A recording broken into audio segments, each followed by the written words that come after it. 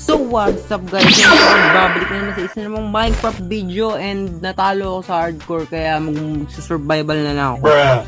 Okay, so create ako ng world. So mukhang ang pangit ng spawn ko. Hindi, joke lang. Binabawi ko, sinabi ko. Trap ako ng mga ilang villager kasi nawawala sila pagka nagtatagal na nandito to. Kasi biglang mawawala yung mga villager. And bakit ayaw nila pumasok sa mga bahay nila? Hindi ko sila natatakot. And akin lang to. Thank you.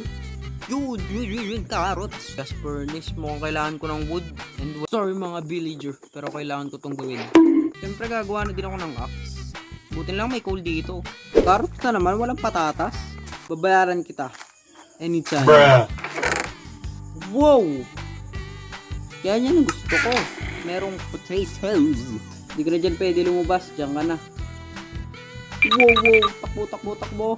Tigas naman na ito. 5. Nice. Wait. Murder cat.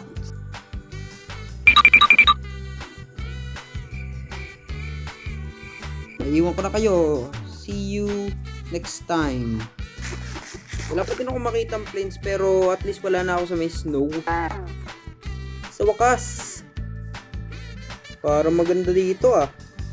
Lahat ng sand na to, papalitan ko to ng mga dirt. Okay, so feeling ko okay naman na to. Ngayon sisirahin ko na to mga puno na to. Paano kaya kung ang gawin kong pa-dried birch? Ano kaya magiging itsura nito? Okay, so sa tingin ko ganito yung kakalabasan niya. Tapos bubong na to. And lalagay ko yung bubong and babalikan ko kayo. So parang ganito yung gagawin ko sa bubong. So maganda kaya kung extend ko dito or okay na yan.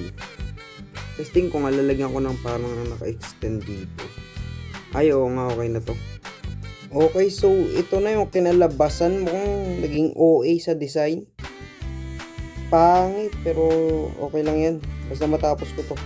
Okay, so ngayon yung loob na lang yung aayusin ko. Una yung bed ilalagay ko dito.